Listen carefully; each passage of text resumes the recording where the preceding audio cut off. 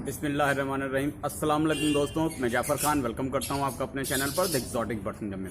दोस्तों उम्मीद करता हूं कि आप सब बेहतर होंगे, फिट होंगे, खैर-ओ-आफियत से होंगे और आप सभी के बर्ड्स भी बेहतर होंगे, फिट होंगे, खैर-ओ-आफियत से होंगे। तो दोस्तों आज सबसे पहले मैं आप लोगों को ईद उल अज़हा की मुबारकबाद देना चाहता हूं। आप सभी भाइयों को ईद उल अज़हा बहुत बहुत मुबारक हो। आज रक्षाबंधन का भी दिन है। हमारे सभी भाइयों को, सभी देशवासियों को रक्षाबंधन की हार्दिक शुभकामनाएं। तो दोस्तों आज मैं आप लोगों के सामने उपस्थित हूं, आप लोगों के सामने हाजिर हूं ब्रीडिंग सीजन स्पेशल पार्ट 2 लेकर। मैंने इससे पहले ब्रीडिंग सीजन स्पेशल पार्ट 1 बनाया था और आप लोगों को बताया था कि किस तरीके से हमने अपने बर्ड्स को ब्रीडिंग के लिए तैयार करना है, किस तरीके से हमने उनको मल्टीविटामिन देने हैं, किस तरीके से हमने उनको कैल्शियम देना है और ब्रीडिंग सीजन के लिए कुछ मेडिसिन भी हमने उनको बताई थी आप लोगों को कि किस तरीके से इनफर्टिलिटी के मसले में हम कौन कौन सी मेडिसिन यूज़ करते हैं, अगर एग बाइंडिंग का मसला हो जाता है तो कौन कौन सी मेडिसिन यूज़ करते हैं और कुछ और भी मसलों के ऊपर हमने बात करी थी।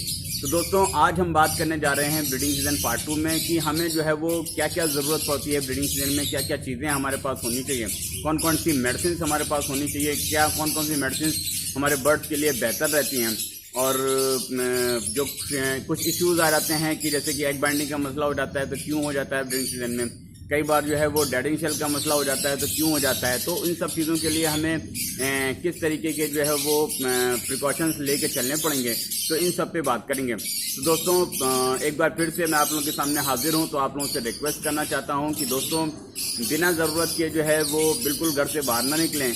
अपने जो फेस्टिवल्स पड़ रहे हैं जैसे कि बकरीद मनाई गई, रक्षाबंधन का आज त्यौहार है, तो सोशल डिस्टेंसिंग मेंटेन करते हुए ज़रूरत है हमें अपने जो है वो फेस्टिवल्स को मनाने की। तो उम्मीद करते हैं हमारे सभी देशवासियों से कि सभी जो है वो सोशल डिस्टेंसिंग को मेंटेन करते हुए जो हमारे फेस्टिवल्स हैं उनको मनाएंगे हर्षोल्लास के साथ में। तो दोस्तों आप लोगों का बहुत ज़्यादा टाइम न लेते हुए चलते हैं वीडियो की तरफ।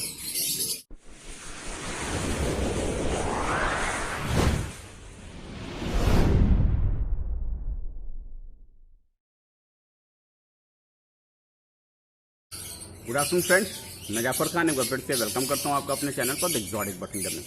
तो दोस्तों मैंने अभी आप लोगों को बताया था कि इससे पहले ब्रीडिंग सीजन में मैंने क्या क्या जो है वो आप लोगों को बातें बताई थी और वो कितनी जो है हमारे लिए बेनिफिशियल हैं, कितनी इंपॉर्टेंट हैं, हमारे बर्ड्स के लिए कितनी बेनिफिशियल हैं, इंपॉर्टेंट हैं।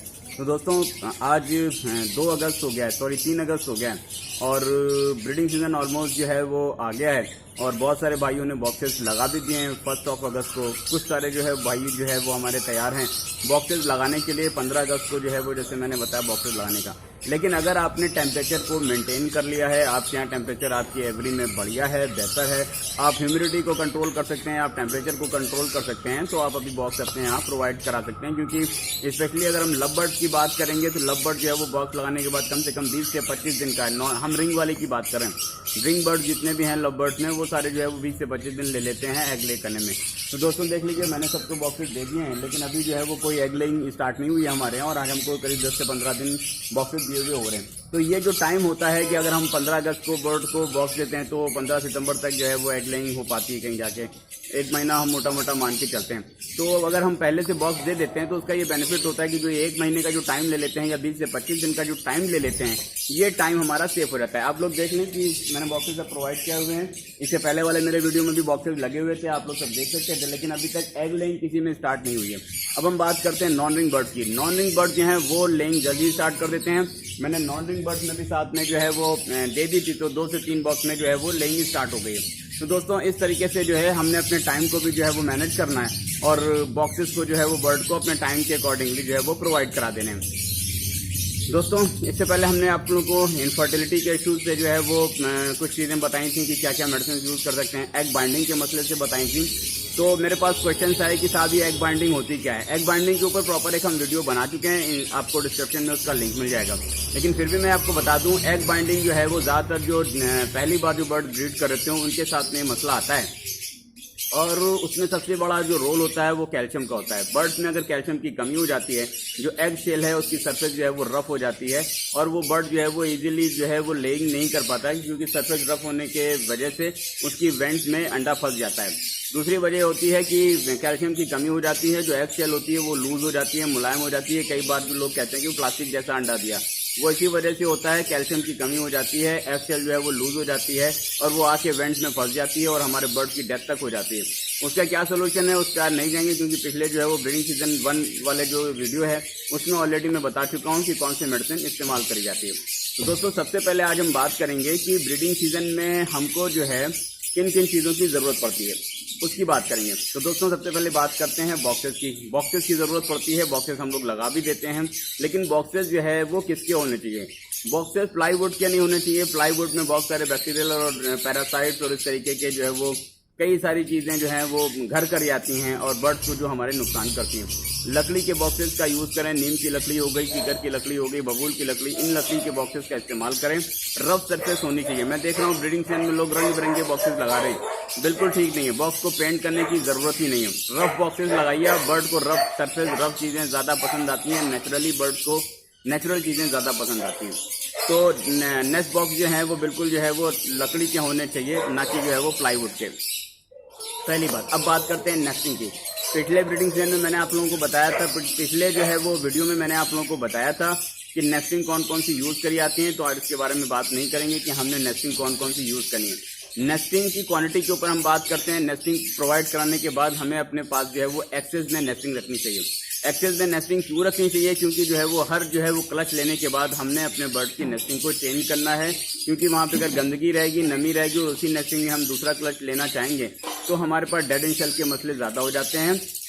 इसलिए जो है वो नेस्टिंग जो है वो हमारे पास ब्रीडिंग सीजन में प्रॉपर जो है वो मिकदार में होनी चाहिए, प्रॉपर क्वांटिटी में होनी चाहिए, ताकि हर जो है वो एक क्लच लेने के बाद जो है हर बॉक्स की नेस्टिंग को हमने जो है वो निकाल के फेंक देना है। बॉक्सेस को सुखा के उसमें कूपेक्स का जो है वो पाउडर डाल देना है। कूपेक्स नहीं मिल रहा है तो भट्टी की राख, चूल्हे की राख, वो भी आप डाल सकते हैं। वो डाल के फिर आपको बर्ड्स को जो है वो दोबारा से अपने बर्ड्स को नेस्टिंग देनी है।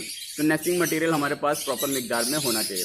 उसके बाद हम बात करते हैं कि केजेस के बाद हम बात करते हैं केजेस की सफाई की। तो केजेस की सफाई दोस्तों हमने जो है वो पहले ही बताया था कि प्रॉपर क्लीनिंग जो है वो ब्रीडिंग सीजन में हमारे केजेस में होनी चाहिए। और ब्रीडिंग सीजन में क्या केजेस की सफाई तो हमारे यहाँ साल के 12 महीने बहुत बेहतर तरीके से होना चाहिए, लेकिन अभी जो ब्रीडिंग सीजन है केजेस की सफाई जो है करने के बाद जो है हमने उसमें जो है वो विरकॉन का स्प्रे का विरकॉन एस का जो है वो स्प्रे करना है।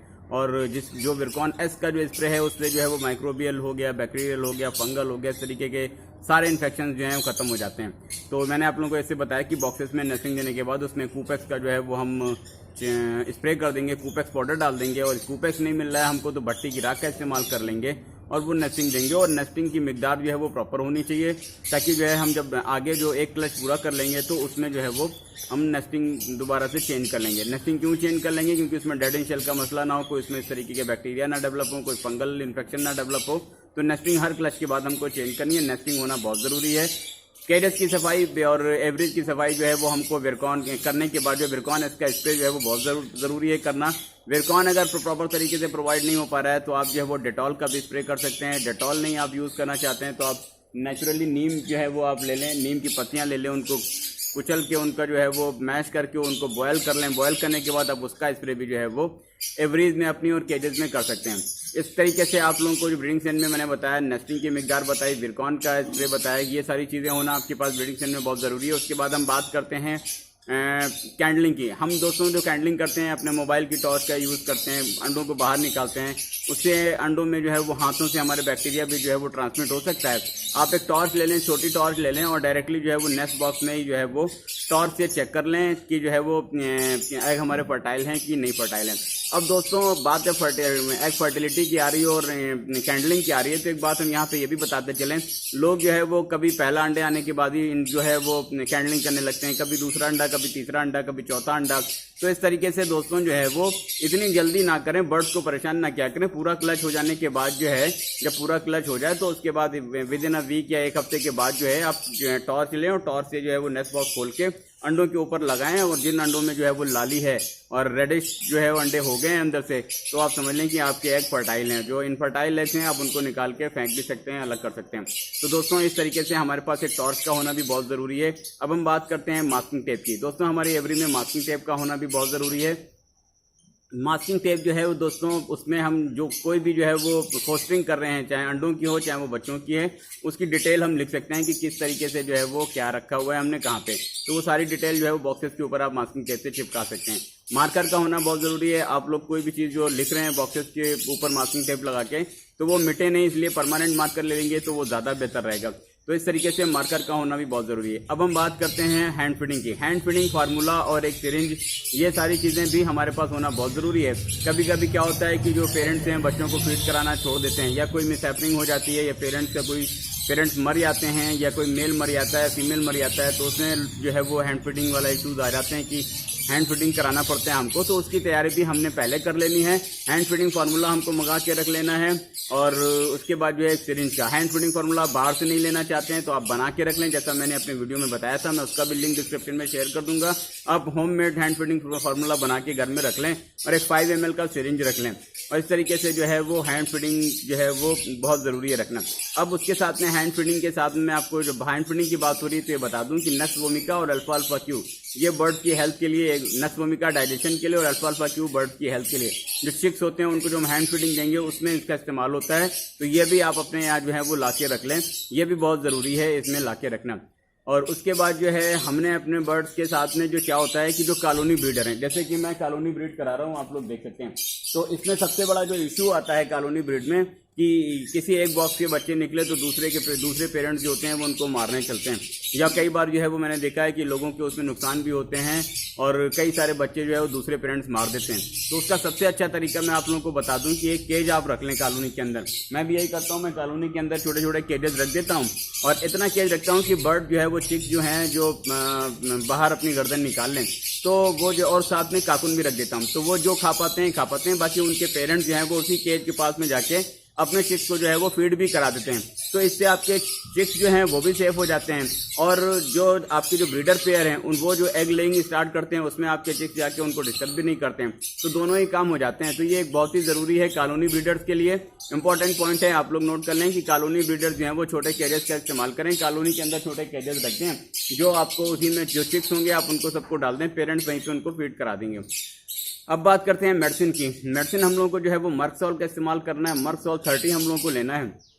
मर्कसॉल 30 जो है वो हम लोगों को इसलिए लेना है क्योंकि ब्रीडिंग सीजन में जो है जो फीमेल्स होती हैं वो बॉक्सेस के अंदर बैठती हैं, और बॉक्सेस के अंदर जब वो बैठती हैं तो उनके पेट में बल्ब पड़ते हैं और उसके बाद छाले पड़ते हैं, और वो जो मर्कसॉल है वो इसलिए जो है वो बहुत बेहतर काम करती है। आपको 1 लीटर पानी में 10 कतरे डाल के मर्कसॉल का इस्तेमाल वीक में एक बार करा देंगे तो इस तरीके की प्रॉब्लम जो है वो फीमेल्स के लिए खत्म हो जाएगी। उसके बाद हम बात करते हैं कैलकेरिया फॉस 12X की। कैलकेरिया फॉस 12X हमने अपने बर्ड्स के लिए लेना है, और ये जो है वो चिक्स के लिए बहुत ही बेहतर रहती है। कैलकेरिया फॉस 12X आपको ब्रीडिंग सीजन में 2 बार जो है वो सॉफ्ट फूड में इनका स्प्रिंकल कर देंगे पाउडर बना के, तो बहुत बेहतर रहेगी। चिक्स की जो है वो जो बोन्स होती हैं उनकी हेल्थ के लिए बहुत अच्छा रहता है, और साथ में जो चिक्स होते हैं उनकी जो बोन का साइज होता है वो अच्छा ग्रो करता है। तो इस तरीके से कैलकेरिया फॉस 12X का हमने इस्तेमाल करना है। अब हम बात करते हैं 5 फॉस की। 5 फॉस 5 नम के आते हैं, 5 सॉल्ट्स हैं जो बर्ड्स की हेल्थ के लिए बहुत अच्छे रहते हैं। इसको भी जो है हम कैलकेरिया फॉस के साथ में जो है वो सॉफ्ट फूड में स्प्रिंकल कर सकते हैं। तो दोस्तों इस तरीके से कुछ मेडिसिन हैं जो मैंने आप लोगों को बताई, ये बहुत ही बेहतर रहती हैं हमारे ब्रीडिंग सीजन के लिए। तो ये आप लोगों को अपने पास जो है ब्रीडिंग सीजन में रखना बहुत ज़रूरी है, लाजमी है। अब हम बात करते हैं दोस्तों, हमारे पास जो सबसे ज़्यादा सवाल आ रहे हैं इनबॉक्स में कि सर जो है हमने अपने बर्ड्स को जो है वो इनको डिवॉर्म नहीं करा है, सॉरी। तो डिवॉर्मिंग के लिए अब क्या करना है सर, हमने तो बॉक्सेस भी लगा दिए और अंडे भी हमारे यहाँ के कई लोगों के हैं जिनके यहाँ कॉकटेल्स वगैरह ने जो है वो ब्रीड स्टार्ट कर दिए। तो दोस्तों हमने जो डिवॉर्मिंग के लिए दवाएं बताई हैं, सिना 30 और फ्लिक्समार्क 30, ये जो है वो बहुत ही सेफ दवाएं हैं। ये साल के 12 महीने आप इस्तेमाल कर सकते हैं, तो कोई इशू नहीं है। आप जो है वो चिक्स भी रखे हों, अंडे भी रखे हों, तब भी जो है वो कोई इशू नहीं है। आप सिना और फ्लिक्समार्क 30 से जो है वो इनकी डिवॉर्मिंग करा सकते हैं, साल के में कभी भी करा देंगे, कोई जो है वो इशू क्रिएट नहीं होगा। तो इस तरीके से जो डिवॉर्मिंग के जो लेके जो इशूज़ जो आ रहे हैं, आप लोगों के जो सवाल हमारे सामने आ रहे हैं, इंशाल्लाह वो भी आप लोगों को सोल्यूशन आज मिल गया होगा। तो दोस्तों इस तरीके से क्या क्या चीज़ें हमने मेंटेन करके रखनी है उसकी बात कर ली, क्या क्या चीज़ें हमने अपने बर्ड्स को देना है उसकी बात कर ली। दोस्तों फिर मैं एक बात आपको कहना चाहूँगा कि बर्ड्स को नेचुरल रखें। कोई भी जो है वो बाहर के प्रोडक्ट्स में बर्ड्स को जो है वो प्रमोट नहीं करता हूँ। आप लोगों को अपने बर्ड्स को सॉफ्ट फूड देना है, सॉफ्ट फूड में बेहतर सॉफ्ट फूड देना है।